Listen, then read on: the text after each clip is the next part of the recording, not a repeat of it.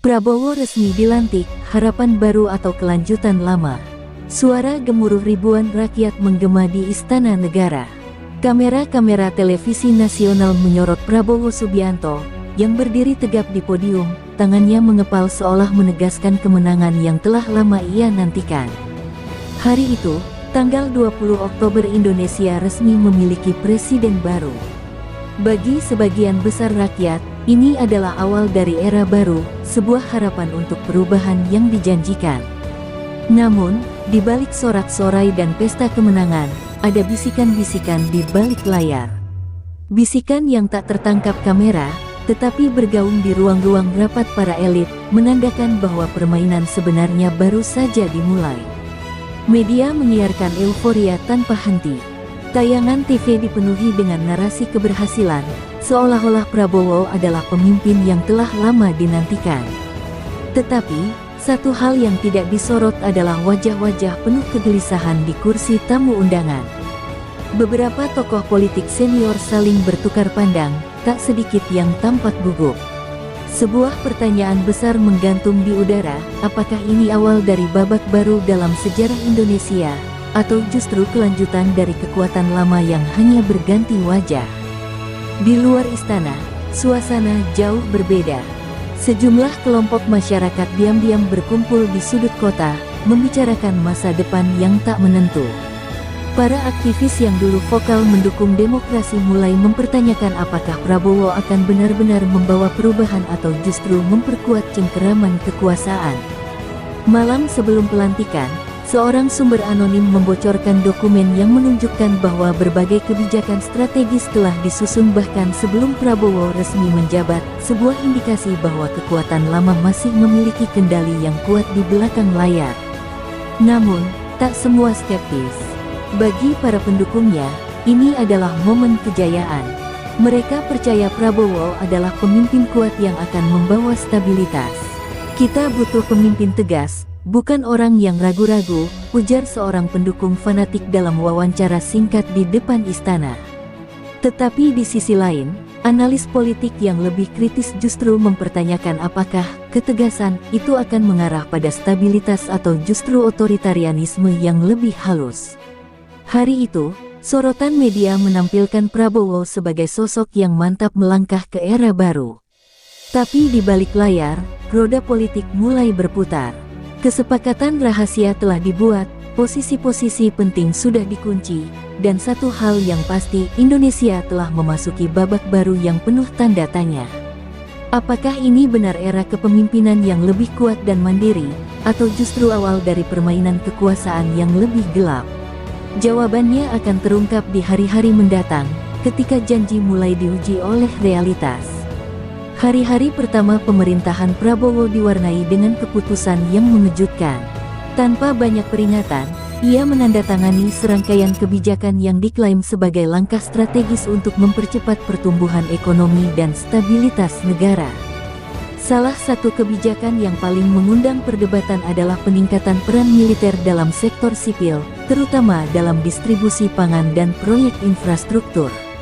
Media besar menyorot langkah ini sebagai efisiensi pemerintahan, tetapi di belakang layar, beberapa analis justru memperingatkan bahwa ini bisa menjadi awal dari militerisasi kebijakan publik. Di lapangan, dampak kebijakan ini mulai terasa.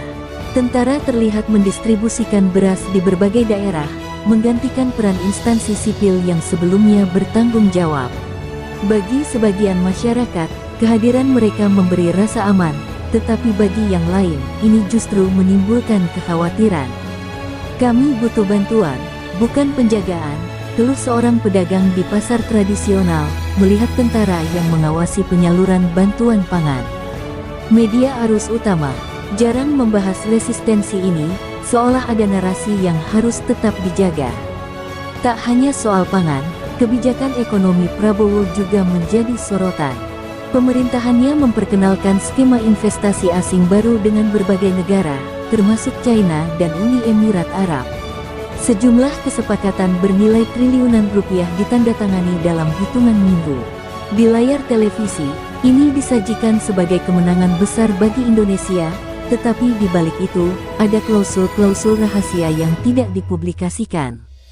Para ekonom independen mulai mempertanyakan, apakah ini benar investasi yang menguntungkan rakyat, atau justru jebakan utang yang semakin mengikat Indonesia. Di sektor hukum, gebrakan lain yang mengejutkan terjadi. Pemerintah mengumumkan pembentukan tim khusus anti korupsi, tetapi ada hal ganjil, beberapa nama yang sebelumnya terseret skandal besar justru mendapatkan posisi strategis dalam pemerintahan. Ini menimbulkan pertanyaan besar di kalangan aktivis dan pengamat politik, apakah ini langkah nyata untuk membersihkan korupsi, atau sekadar manuver politik untuk mengamankan kekuasaan.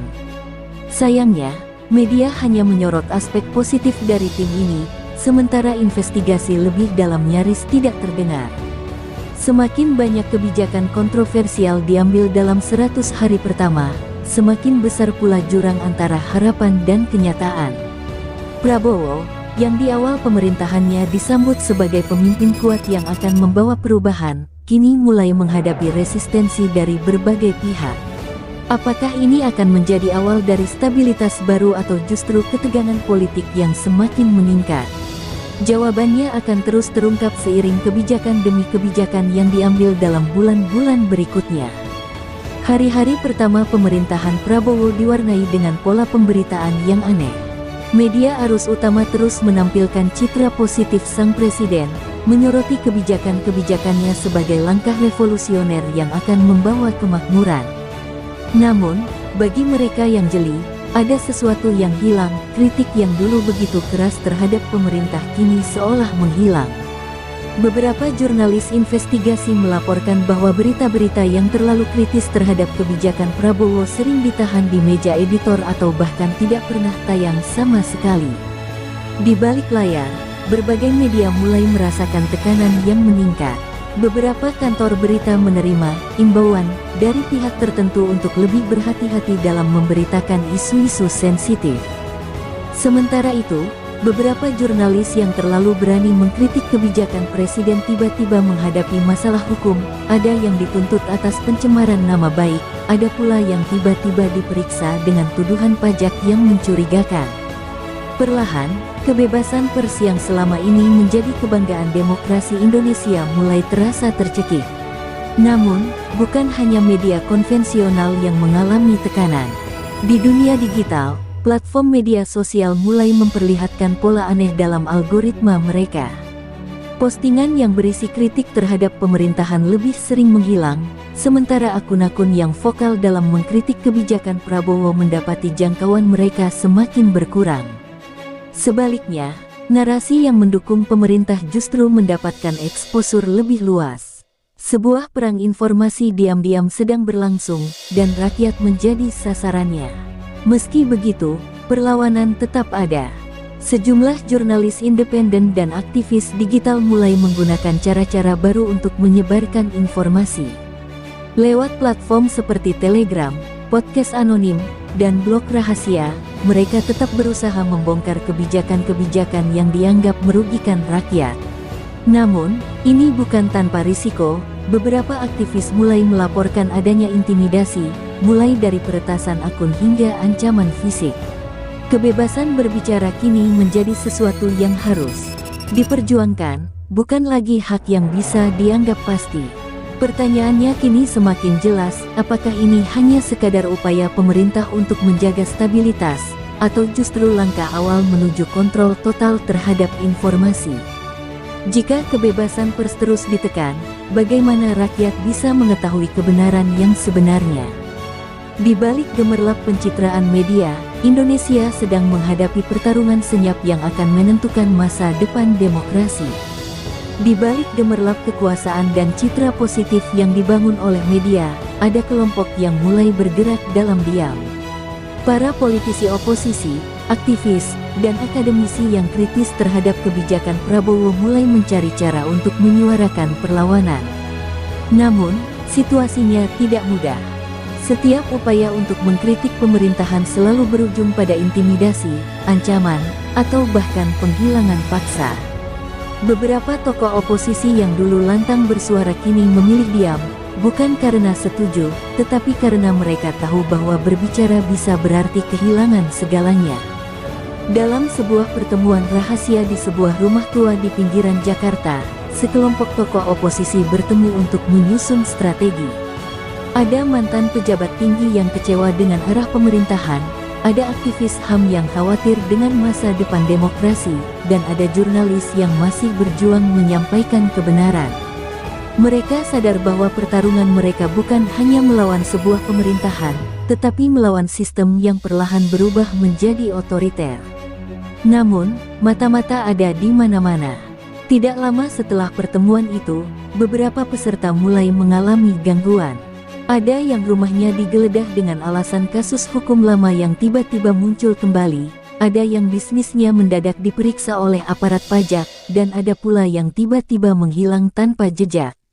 Pesan yang ingin disampaikan oleh pemerintah jelas, siapapun yang melawan, akan dihancurkan.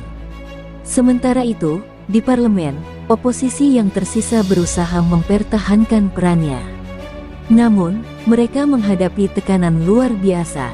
Setiap rancangan undang-undang yang mereka tolak tetap disahkan dengan mudah, seolah suara mereka tidak lagi berarti.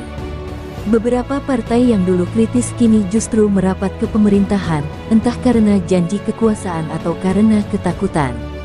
Perlahan, demokrasi yang dulu dibanggakan Indonesia mulai terasa seperti ilusi belaka. Namun, di balik ketakutan dan tekanan, ada satu hal yang tidak bisa sepenuhnya dihancurkan, semangat perlawanan. Di dunia maya, di kedai kopi kecil, di ruangan-ruangan tertutup, orang-orang masih berbisik tentang harapan akan perubahan. Mereka tahu bahwa sejarah tidak pernah berpihak pada mereka yang diam. Pertanyaannya kini adalah, kapan dan bagaimana perlawanan ini akan meledak?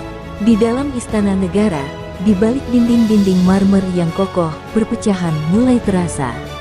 Tidak semua orang di lingkaran dalam Prabowo sepakat dengan arah yang diambil pemerintahannya. Beberapa menteri dan pejabat tinggi mulai mempertanyakan keputusan-keputusan yang dibuat dalam ruang tertutup. Mereka menyadari bahwa langkah-langkah represif terhadap oposisi dan media bisa menjadi bumerang.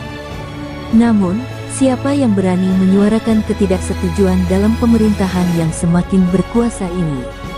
Salah satu menteri ekonomi yang selama ini dikenal sebagai teknokrat mulai merasa gelisah.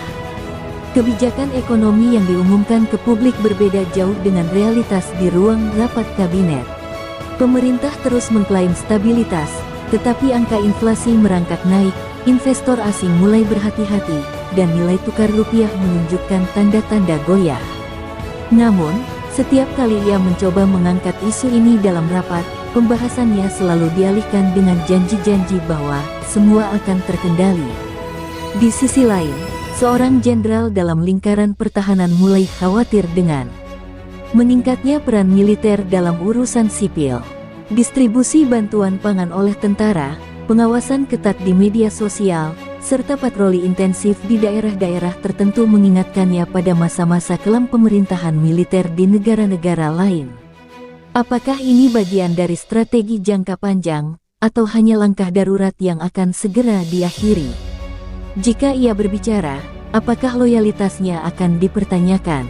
Namun, perpecahan terbesar justru terjadi di antara para elit politik yang dulu menjadi pendukung utama Prabowo.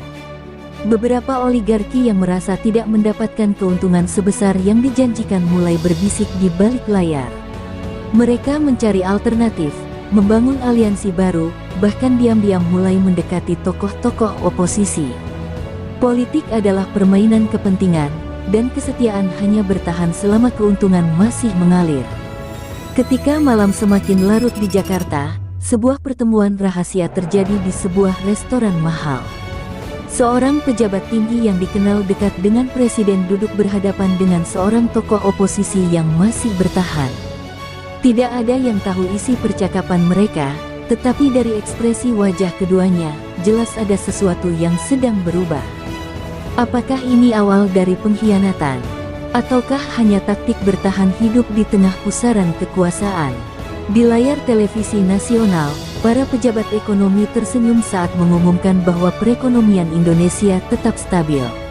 Angka pertumbuhan tetap tinggi, inflasi terkendali, dan investasi asing terus masuk. Namun, di balik laporan resmi itu, ada kenyataan yang berbeda. Harga kebutuhan pokok merangkak naik, bisnis kecil mulai gulung tikar, dan tingkat pengangguran meningkat tanpa banyak diberitakan. Di pasar tradisional, para pedagang mulai mengeluh. Beras yang dulu mudah didapat kini lebih mahal, minyak goreng kembali langka, dan harga daging melambung. Pemerintah berdalih bahwa ini hanya efek sementara dari penyesuaian kebijakan, tetapi bagi rakyat kecil, ini bukan sekadar statistik, ini adalah perjuangan sehari-hari untuk bertahan hidup. Para pengusaha mulai merasa gelisah. Beberapa perusahaan besar yang sebelumnya mendapat keuntungan dari proyek-proyek infrastruktur mendadak menghadapi masalah likuiditas. Bank-bank mulai memperketat kredit, sementara investor asing diam-diam menarik dananya. Narasi ekonomi yang kuat mulai retak, tetapi pemerintah tetap bersikeras bahwa semuanya masih dalam kendali. Di perkampungan, suara protes mulai terdengar. Kelompok buruh yang merasa upah mereka stagnan mulai bergerak, petani yang kesulitan menjual hasil panen mulai berunjuk rasa, dan mahasiswa kembali turun ke jalan. Namun, setiap demonstrasi selalu dihadapi dengan respons yang sama, pengamanan ketat, pembatasan media, dan peringatan keras dari aparat. Sementara itu, di ruang rapat pemerintahan, Presiden dan tim ekonominya mulai menghadapi tekanan. Di hadapan mereka, laporan rahasia menunjukkan bahwa cadangan devisa semakin menipis dan utang luar negeri mencapai level yang mengkhawatirkan. Jika situasi ini terus berlanjut, bukan hanya ekonomi yang terancam, tetapi juga legitimasi pemerintahan itu sendiri. Pertanyaannya kini, apakah mereka akan mengakui krisis ini dan mengambil langkah sulit, ataukah terus mempertahankan ilusi stabilitas demi mempertahankan kekuasaan? Di berbagai sudut negeri, mulai dari desa-desa kecil hingga pusat kota yang sibuk, rakyat mulai menyadari bahwa sesuatu sedang tidak beres. Media nasional terus menampilkan berita tentang keberhasilan pemerintah, tetapi kehidupan sehari-hari bercerita lain. Harga-harga semakin tak terjangkau, kebebasan berekspresi makin terhimpit, dan janji-janji kampanye yang dulu dilu-lukan mulai terasa hampa. Di kampus-kampus, para mahasiswa kembali menjadi suara perlawanan. Diskusi-diskusi politik yang dulu dilakukan secara terbuka kini beralih ke forum-forum tertutup.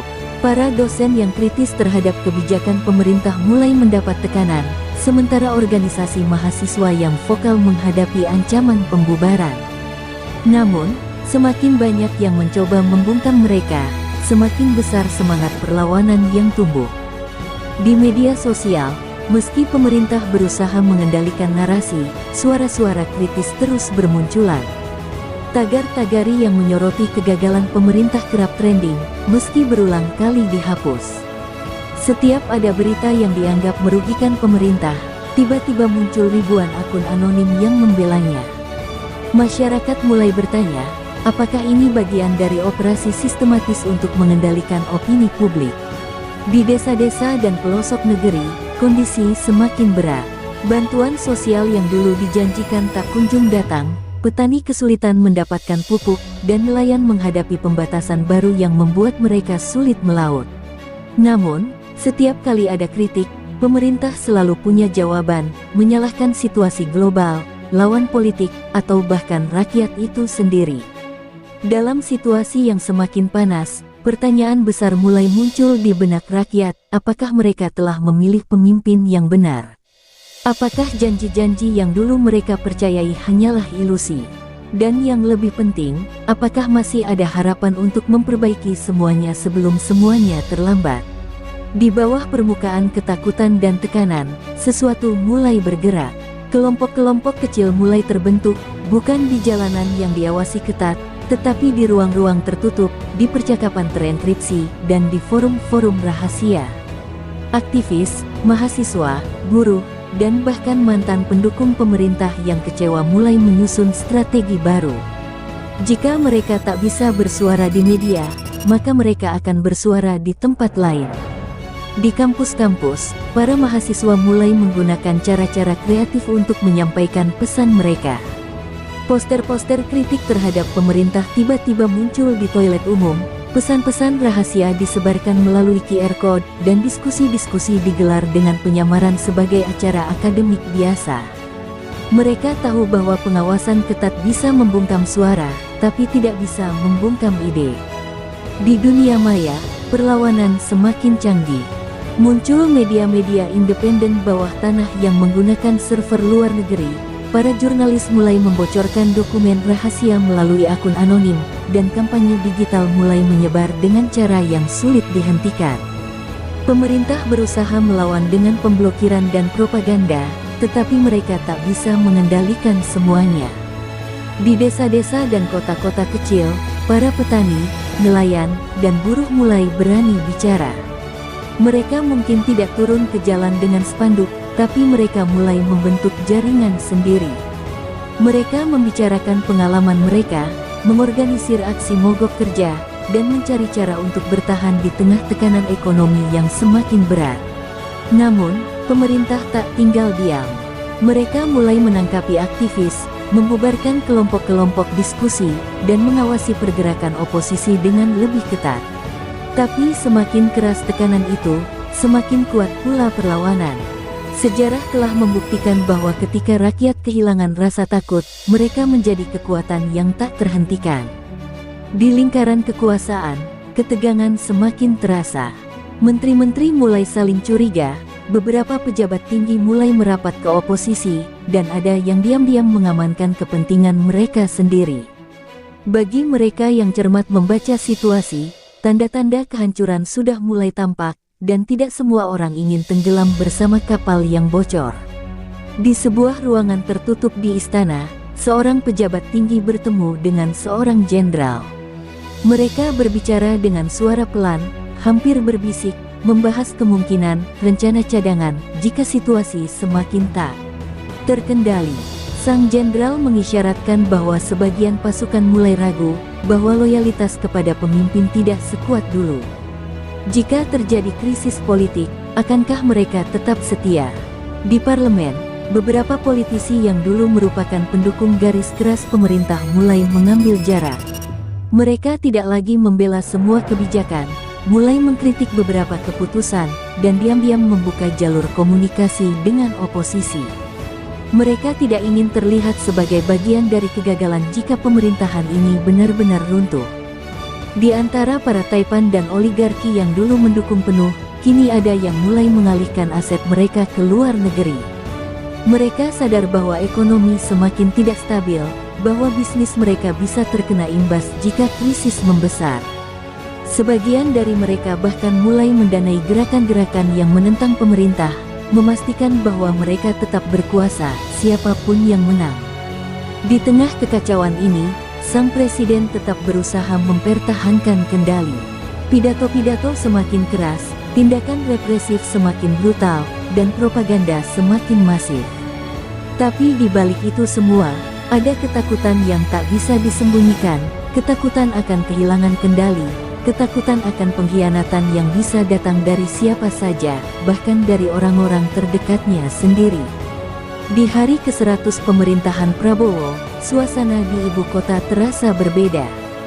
Jalanan yang biasanya sibuk kini dipenuhi barisan polisi dan kendaraan lapis baja. Gedung-gedung pemerintahan dijaga lebih ketat dari biasanya, sementara di media, pemerintah terus menyuarakan pesan stabilitas dan ketertiban. Namun, rakyat tahu bahwa sesuatu akan segera terjadi. Di pusat kota, ribuan mahasiswa, buruh, dan warga sipil turun ke jalan. Mereka tidak lagi takut. Spanduk-spanduk berisi tuntutan perubahan berkibar di udara, suara yel-yel menggema di antara gedung-gedung tinggi. Mereka menuntut transparansi, keadilan, dan kebebasan yang semakin terkikis. Pemerintah, yang telah lama mencoba menahan gelombang ini, kini dihadapkan pada keputusan besar, mendengarkan atau menindas dengan kekuatan penuh. Di dalam istana, Prabowo duduk di ruangannya dengan wajah tegang. Laporan dari berbagai pihak terus berdatangan, beberapa menteri menyarankan pendekatan damai, sementara petinggi militer mendesak tindakan tegas. Ada kabar bahwa sebagian pasukan menolak bertindak terhadap demonstran, bahwa para politisi yang dulu setia kini mulai menarik dukungan. Kekuasaan yang tampak kuat kini berada di ujung tanduk. Di balik layar, lawan-lawan politik yang selama ini menunggu kesempatan akhirnya bergerak. Mereka mengadakan pertemuan rahasia, membentuk aliansi baru, dan menyiapkan strategi untuk mengambil alih momentum. Sebagian dari mereka percaya bahwa ini adalah awal dari kejatuhan, bahwa babak baru dalam sejarah politik Indonesia akan segera dimulai. Ketika malam tiba, bentrokan pecah di berbagai titik. Gas air mata ditembakkan, suara tembakan terdengar di kejauhan, dan layar-layar media sosial dipenuhi dengan siaran langsung dari medan pertempuran di jalanan. Apakah ini awal dari perubahan besar, atau justru babak baru dari kekuasaan yang semakin represif? Jawabannya masih belum jelas, tapi satu hal pasti, 100 hari pertama Prabowo telah mengubah Indonesia selamanya.